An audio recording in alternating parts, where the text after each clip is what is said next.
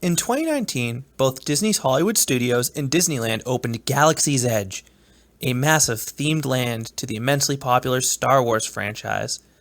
Guests could visit the Black Spire Outpost, get a drink in Oga's Cantina, build their own lightsaber, construct their own droid, give Disney their money, or pilot the Millennium Falcon. Millennium Falcon Smuggler's Run was a good ride, but it wasn't a true e-ticket, top-tier attraction in my opinion. Star Wars deserved a signature ride, and it received one in Star Wars Rise of the Resistance. I'm going to start by making some bold statements. Rise of the Resistance is the best dark ride in the world. Rise of the Resistance is also the best attraction Disney has ever created. And Rise of the Resistance would satisfy even the most critical of Star Wars fans. That last part is probably the most impressive detail. Simply put, it's incredible. There's a reason so many people are willing to show up so early in the morning just to try to ride this attraction. If you don't want to be spoiled, here's a high-level summary of why Rise of the Resistance is one of my favorite rides in the world. The entire experience takes almost 18 minutes. 18 minutes. It's also the most immersive attraction in the world. The animatronics are stunning.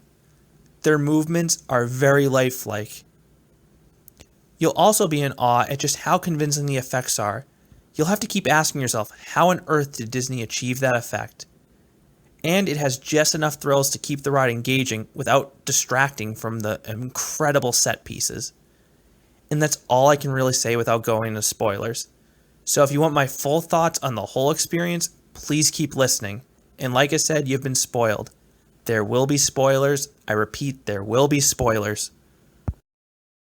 Batuu is a base for the Resistance, and the queue line takes you through this hidden base. Along the way, you'll come across the essentials of living like lights, food, water, but the more impressive things you'll find in this base are Star Wars props. Star Wars fans will totally be geeking out in this queue. You'll pass flight suits, you'll pass thermal detonators, you'll pass laser guns. If you've seen it in a movie, there's a good chance you'll see it here. And eventually you'll reach pre-show 1, and that's where the experience truly begins. After experiencing a pre-show for the first time, I often find myself just wanting to board the attraction. I already know the story and just want to get back on the ride. That wasn't the case with Rise of the Resistance. The pre-shows are essential storytelling elements to the experience. They don't just give the background information for you to understand the plot. No, they transport you into a legitimate Star Wars story. The first pre-show has you being debriefed on your mission to transport plans. You'll see familiar faces like Lieutenant Beck, Poe, BB-8, and most importantly Rey through an incredible hologram. This hologram brought chills down my spine. It's just like Leia's transmission to Ben Kenobi in the first Star Wars movie. You're then led outside. Yes, you re-emerge into the daylight. It was a reveal I was not expecting. The cast members, who are your fellow Resistance fighters, urge you to quickly board a transport ship. The sense of urgency of these cast members really adds to the authenticity of the experience. I was expecting another pre-show. That was especially true since we were standing in a ship with absolutely no restraints. So imagine my shock when the room starts moving. No, it's not just a pre-show. It's a bona fide ride. It's a freaking standing, restraintless motion simulator. Now, the motion itself isn't extreme. No one will confuse this for Star Tours, but it's very shocking if you don't know that it's coming. And most importantly, this transport ship is a complete sensory overload. In the front, you have an incredibly lifelike Lieutenant Beck animatronic and the pilot. And then you have windows on all sides looking into space, and no two views are the same. As you'd expect, the journey doesn't exactly go to plan. As a result, you're attacked by multiple TIE fighters, and eventually you're caught in the tractor beam of a Star Destroyer.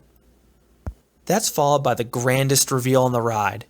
The door you entered in reopens to reveal a colossal hangar bay looking into space. I was expecting to exit on the other side of the transport, but the motion simulator was secretly a turntable that hid the turntable motion with motion simulator motion. Okay, that sentence probably sounded like a handful, but I really can't think of another way to phrase it. First order officers then will board the transport, and if you're expecting the usual happy-go-lucky chipper Disney employees, you're in for a treat here. These ones are extremely intimidating. They will not break character, and that really adds to the experience.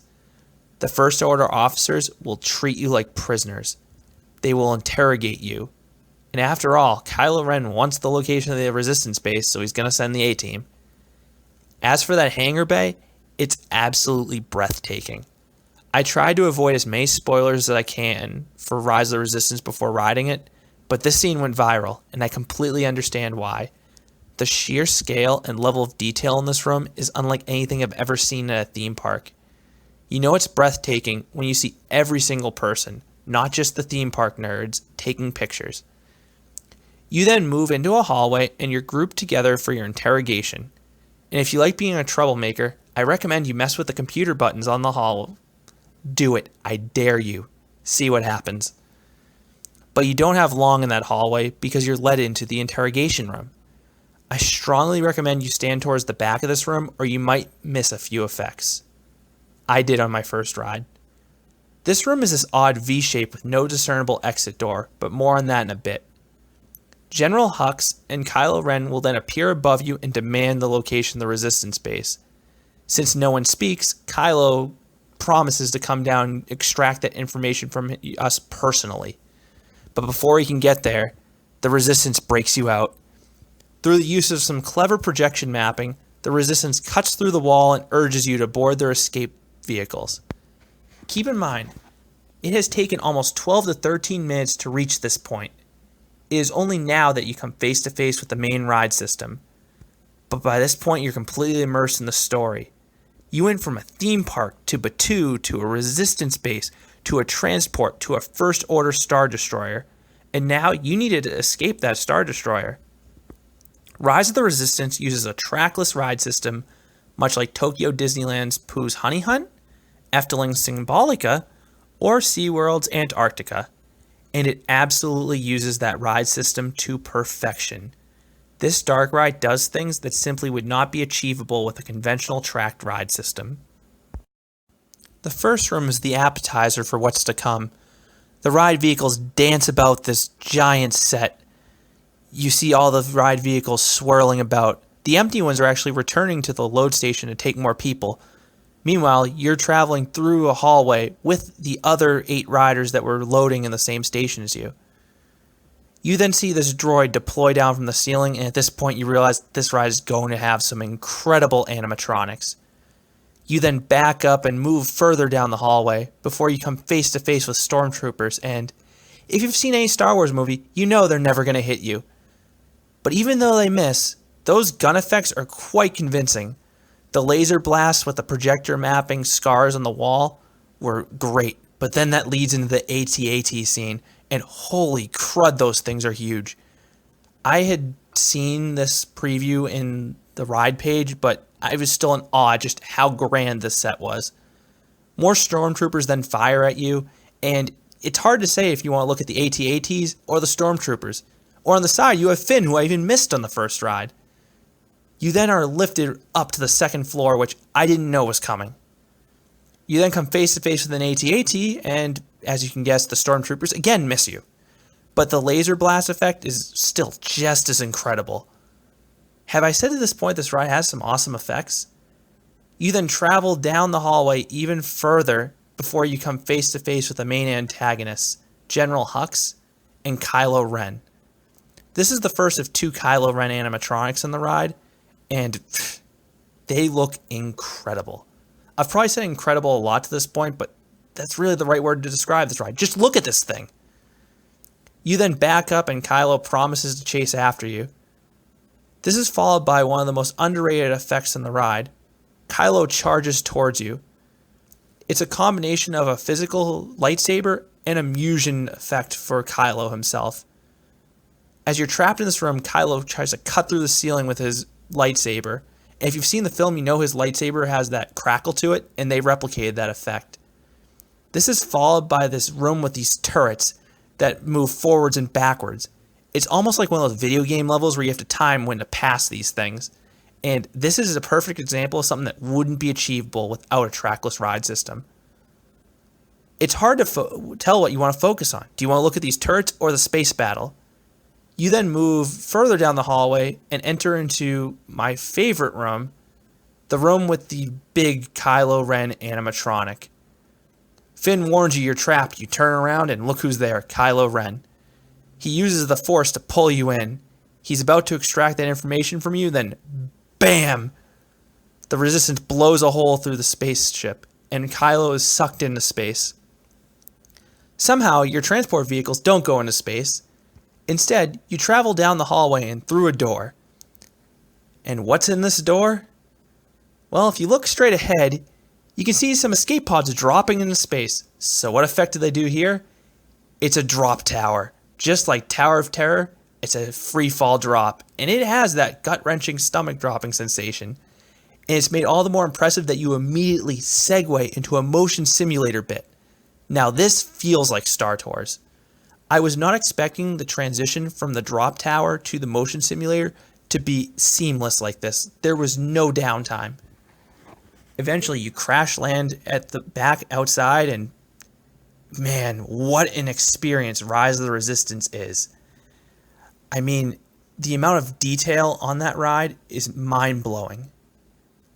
The amount of immersion just really sells the experience.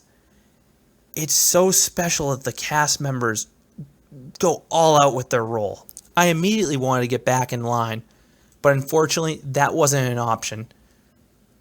Disney is capping riders at only one ride on Rise of the Resistance per day, just so as many guests as possible can experience this earth-shattering attraction. So what do I rank Rise of the Resistance? You can probably guess this is getting a 10 out of 10. The ride system itself would have been a 10 out of 10. But to mix in those pre-shows that add so much to the experience, and that just takes this ride to a completely different level. I never thought I'd find a dark ride better than Indiana Jones Adventure. To have set pieces that grand with the aggressive motion of the vehicles, it really made it a special experience. I also never thought I'd find a better Disney ride than Splash Mountain. Again, that's another ride that has really nice set pieces and a thrilling component in that drop at the end. But then Disney came about with Rise of the Resistance, and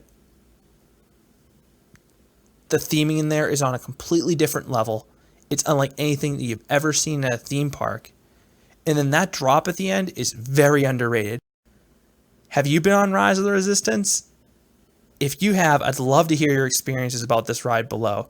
And if you haven't, find a way to get yourself to Anaheim or Orlando. It is worth all the hassle to get on this ride. It 100% delivers.